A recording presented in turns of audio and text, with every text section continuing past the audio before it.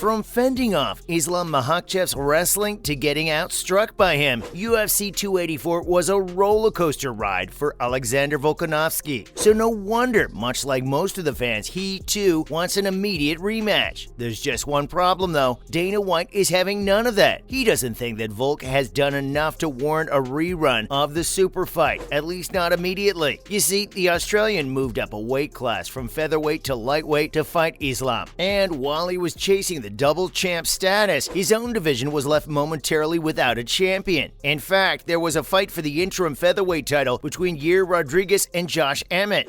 Got a lot of respect from Emmett on the power at least.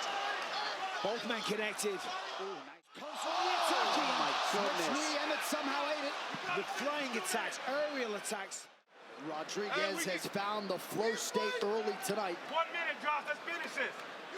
And it was on the undercard on the same night when Volkanovski was taking on Makhachev. This was huge because it indicated that even though Dana had given the Aussie a free pass to do anything he wants, UFC still didn't want to hold up the division. And having an interim title meant that Alex would have a clear contender to face once he returned. Yair came out on top in that fight, so that means one thing is for certain. Volkanovski must unify the title, and that's what Dana wants as well. He wants both of his champions to return to their divisions for now. Volkanovski must drop back down to the featherweight and face Rodriguez, and Islam too must face a contender from an already stacked lightweight division. The UFC boss admitted that nothing has been finalized as yet, because there are just so many factors involved, such as injuries, personal issues, and timing. You know, stuff that doesn't make it easy to book a fight. Volkanovski's going to have his hands full with a Mexican, that's for sure. But what about Islam? He doesn't have any contenders waiting for him. No one has even been calling him out to fight either. Position time nearly 10 minutes for Makhachev. These strikes starting to soften up Nick Lentz. And Nick Lentz. Oh, he gets him with the knee, and he hurts him. Huge knee. Ambitious call out. So lovely slip straight to Mount.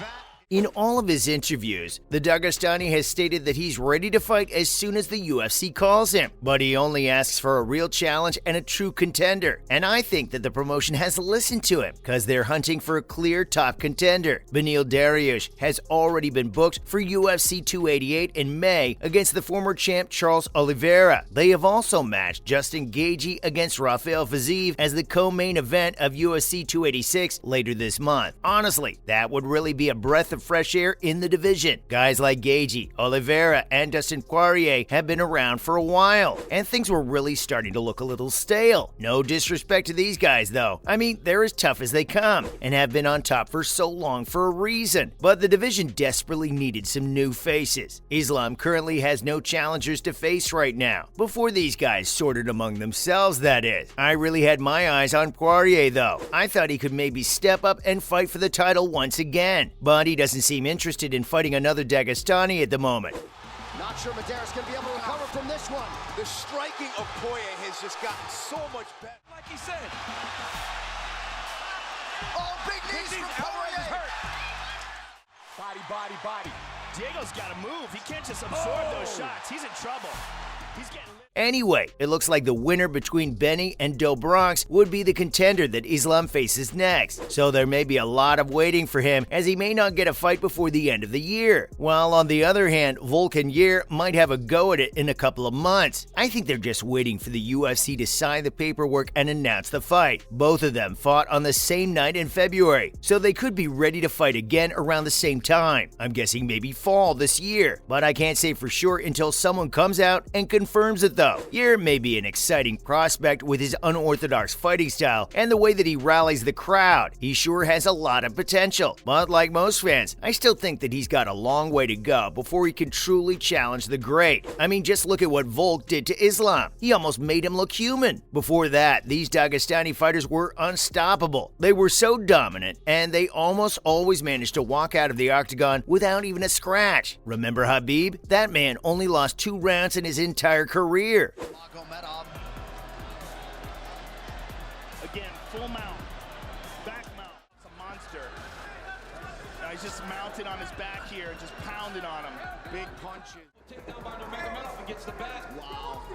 Right into the full mount. I mean, that was a fantastic transition. And Islam was similar before he met Volkanovski. He had been dominating everyone inside the octagon. Just look at what he did to Oliveira to win the belt. Makhachev submitted the best finisher in UFC history. So maybe the Diamond is hedging his bet on someone else defeating the Dagestani machine, and then he can step in to beat them later, to finally claim the lightweight title that he has been chasing for years. But for now, Islam has no one to fight, even though he really wants to. I think it suits him as well, because he'll have some time off during the month of Ramadan. He can't train that hard while fasting anyway, but it's only going to be a matter of time before the top contenders at lightweight figure something out. As I said, Volk really exposed some chinks in Islam's armor. He matched him at his own game and demonstrated an exceptional performance to keep the lightweight champ at bay. It really was a super fight, and it delivered. Dana sure loved the way these two champions fought. They went through all 5 rounds, and according to him, the result divided the MMA world in half. Fans were all over the place when the judges decided to award Islam with a unanimous victory. Many believed that the Aussie had done enough to get the nod, but that wasn't the case. The UFC head honcho is all in for a rematch between these two, but not so soon. There are other challengers waiting in both divisions who deserve a title shot. And the thing is, even if they make an immediate rematch, what happens if Volkanovski wins next time? Will the UFC make it a trilogy? I mean, they'd have to. And in doing so, the rest of the division would be left in shambles. They'd only be fighting for the interim titles while Islam and Alex battle it out to the end of time. That doesn't really make sense, to be honest. Chael Sonnen said it best. Volkanovski was given every possible advantage. He was given enough time to study Islam and train for him accordingly. The fight was in his backyard with his home crowd out in numbers, under the oversight of the Australian Sports Commission, and he still lost unanimously. So I've got to agree with Dana on this one, guys. Both of them must sort out their divisions first. Don't get me wrong here. I'd love nothing more than a rematch between these two, this time maybe in a different venue. Just as Volkanovski suggested, it's his time to get booed by the crowd. So Abu Dhabi sounds like where these two could be headed next. That, of course, if Islam agrees to it. I mean, yeah, he did say yes to the rematch when the Aussie asked him about it immediately after the match. But a few days later, Volk seemed a lot more salty than he was just after taking the L. That was due to the fact that his teammate Dan Hooker accused Islam of cheating because he used an illegal IV, which hasn't been proven at all. There's not even been a formal complaint filed with the UFC or the Australian Sports Commission, so it just makes them sound like haters right now. Makhachev, on the other hand, has made no comments on this, which I think is the right thing to do, and let it all die down on its own. How you be a specialist in grappling. Not a lot of people has ever done this to Volkanovski